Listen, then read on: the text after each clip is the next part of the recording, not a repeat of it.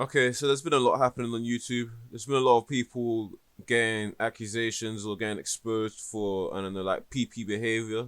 But I'm not going to focus on that this video. This video is going to be about the situation involving Without a Crystal Ball and Tati Westbrook. So Tati Westbrook has a lawsuit on her hand. She's getting sued by one of her business partners. If you want more details on that situation, you can check out definitely this video. He pretty much explains it pretty well. But this video is mainly focusing on Without a Crystal Ball. Basically, Tati Westbrook is suing Without a Crystal Ball for lying in her videos, false information, all of that kind of stuff. And I can see why you'd sue someone like her. Because, like, from the videos I've seen, and I'm going to show you the video, she's literally just, at this point, stalking Tati Westbrook. So all day long, I was doing research, you guys. Research, I tell you. Remember how I told you I was going to try to do something where I exposed Tati Westbrook?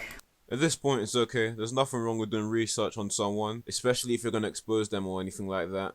So, I didn't see anything bad at this point. I'm pretty sure most others wouldn't have seen anything bad. And I was like, looking, and I've been doing this for 2 days straight now. 2 days. Thinking I would find something. Okay, this is when it starts to go downhill. When she starts saying she's been looking for 2 days straight. Like, 2 whole days straight of researching. I don't have the motivation or will to be researching on someone's life for 2 whole days. Not to talk about even one. Like, the most I'd spend on researching on someone is at least 1 hour, to be honest. And in that 1 hour, I'm still able to get at least decent information on that person. When I started digging into her background, and I have looked all over the place, you guys. Everywhere.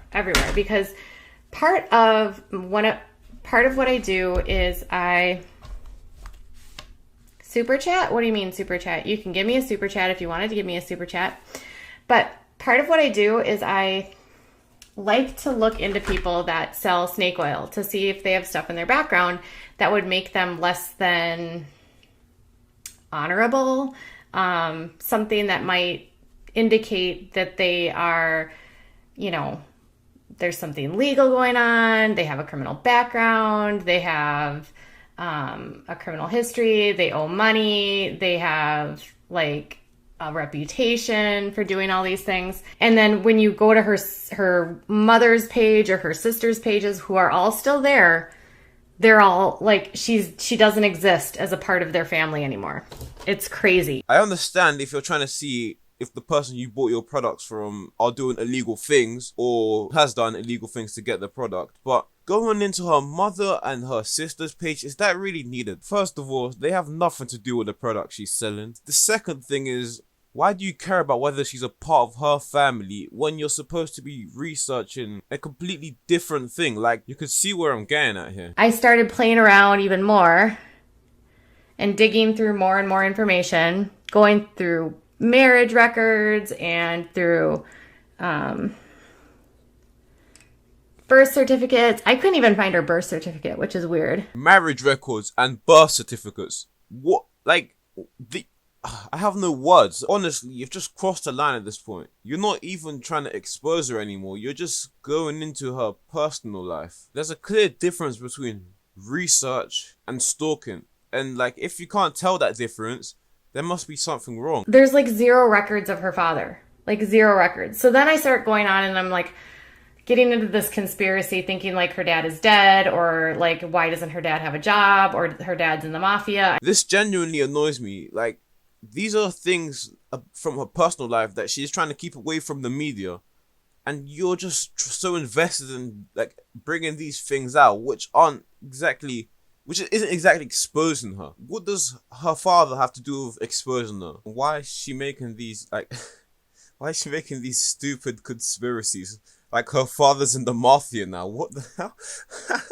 And now this is the weird part of everything. Like, this is the part where I'm seriously getting stalker vibes. So then I start digging through addresses and phone numbers and email addresses and doing all of these searches and, Is there even need for me to speak at this point? She's going through email addresses, telephone numbers, and it doesn't stop there. Going through businesses and looking at all this different stuff to try to like connect some dots. So I feel like there's a story here with her dad, and I'm not sure what it is. We're going to have to keep looking there.